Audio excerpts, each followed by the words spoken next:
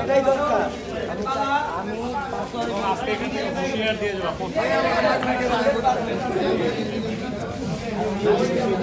আমরা অনেক সময় এখানে অবস্থান করেছি, প্রশাসনকে সহযোগিতা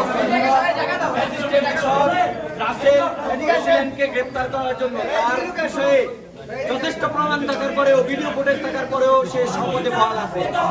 আমরা এই মুহূর্ত থেকে, যেহেতু আমাদের কোনো প্রকার সহযোগিতা না করছে, এই জন্য আমরা তালা দিলাম। এখন থেকে সাভার উপজেলার